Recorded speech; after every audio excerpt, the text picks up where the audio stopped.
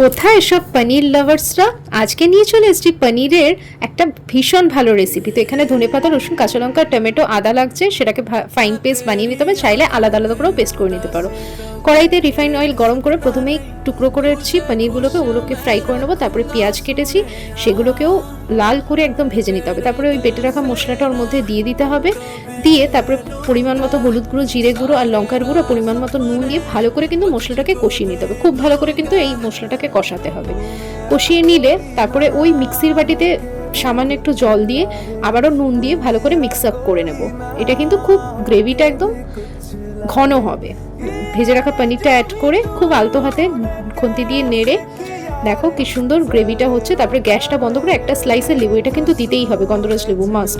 আর ওপর দিয়ে গোলমরিচ ছিটিয়ে দিলে এই ধনিয়া পনির রেডি। এটা জাস্ট রুটি, ভাত, রাইস যা কিছুর সঙ্গে কিন্তু জমে যাবে। ভিডিওটা ভালো লাগলে অবশ্যই লাইক, শেয়ার, সাবস্ক্রাইব করতে ভুলো না। পেজটাকেও ফলো করে দিও।